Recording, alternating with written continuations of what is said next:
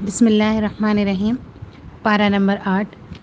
جو لوگ اللہ اور یوم آخر پر ایمان نہیں رکھتے وہ ان کے دلوں کو خوشنما دھوکے کی طرف مائل کر دیتا ہے، یعنی دنیا کی طرف، اور وہ برائیوں کا اکتساب کرتے ہیں۔ تمہارے رب کی بات سچائی اور انصاف کے اعتبار سے کامل ہے، کوئی اس کے فرامین کو تبدیل کرنے والا نہیں ہے۔ اے اہل ایمان، جس جانور پر اللہ کا نام لیا گیا ہو اس کا گوشت کھاؤ، اور کھلے گناہوں سے بھی بچو اور چھپے گناہوں سے بھی۔ جو لوگ گناہ کا اکتساب کرتے ہیں وہ اپنی اس کمائی کا بدلہ پا کر رہیں گے۔ جس جانور کو اللہ کا نام لے کر ذبح نہ کیا گیا ہو اس کا گوشت نہ کھاؤ، ایسا کرنا فسق ہے۔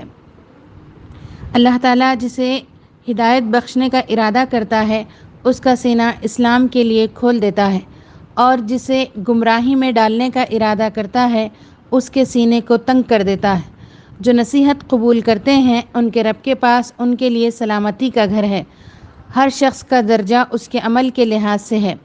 خسارے میں ہیں وہ لوگ جنہوں نے اپنی اولاد کو جہالت و نادانی کی بنا پر قتل کیا اور وہ راہ راست نہ پا سکیں گے۔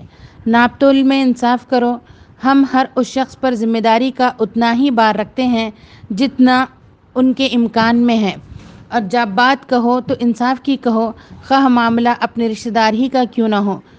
اللہ سے کیے گئے وعدے کو پورا کرو، کہا اور ان باتوں کی نصیحت اللہ رب العالمین نے اہل ایمان کو کی ہے کہ شاید تم نصیحت قبول کرو۔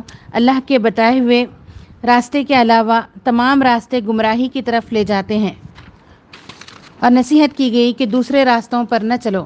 اللہ نے مومنوں پر جو پابندیاں عائد کی ہیں وہ یہ کہ اللہ کے ساتھ کسی کو شریک نہ کرو، والدین کے ساتھ نیک سلوک کرو، اپنی اولاد کو مفلسی کے ڈر سے قتل نہ کرو، بے شرمی کی باتوں کے قریب بھی نہ جاؤ خواہ کھلی ہوں یا چھپی، قتل نہ کرو، مال یتیم کے قریب نہ جاؤ۔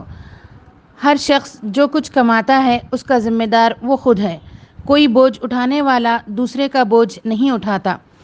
تمہارا رب سزا دینے میں بھی بہتر ہے اور بہت درگزر کرنے والا اور رحم فرمانے والا ہے۔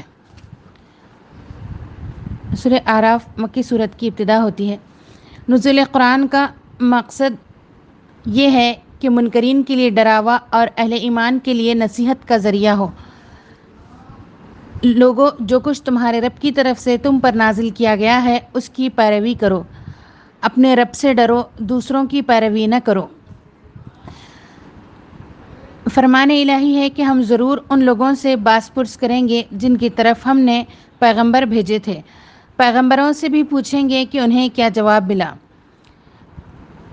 ہم تمہیں زمین میں اختیارات کے ساتھ بسائے ہیں اور تمہارے لیے سامان زیست فراہم کیا، مگر تم لوگ کم ہی شکر گزار ہوتے ہو۔ اولاد آدم ہم نے تم پر لباس نازل کیا تمہارے لیے جسم کی حفاظت اور زینت کا ذریعہ ہو۔ بہترین لباس تقویٰ کا لباس ہے۔ تمہارا رب تمہیں سچائی اور انصاف کا حکم دیتا ہے۔ ہر عبادت کے موقع پر زینت سے آراستہ ہونے کی نصیحت کی گئی ہے، اور کہا گیا ہے کہ کھاؤ پیو اور حد سے تجاوز نہ کرو۔ حد سے گزرنے والوں کو اللہ تعالیٰ ناپسند کرتا ہے۔ جو کوئی اپنے رویے کی اصلاح کر لے اسے کسی خوف اور رنج کا موقع نہیں ہے۔ اللہ کے پاس مجرموں کا انجام انتہائی سخت ہے۔ جو لوگوں کو اللہ کے راستے سے روکتے اور اسے ٹیڑھا کرنا چاہتے تھے اور آخرت کا انکار کرنے والے تھے۔ سعادت مند اور مجرمین کے درمیان ایک اوٹ حائل ہوگی جس کی بلندیوں کو اعراف کہا گیا۔ وہاں پر کچھ لوگ ہوں گے جو جنت والوں کو پکار کر کہیں گے کہ سلامتی ہو تم پر، جس جگہ تم داخل ہوئے ہو اس کے امیدوار ہم بھی ہیں۔ اہل جہنم کی طرف نگاہیں پھیریں گے تو کہیں گے اے رب ہمیں ان ظالموں میں شامل نہ کرنا۔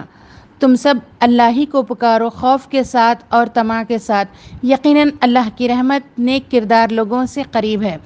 وہ اللہ ہی ہے جو مردوں کو حالت موت سے نکالتا ہے، جس طرح پانی برسا کر مری ہوئی زمین سے طرح طرح کے پھل نکالتا ہے۔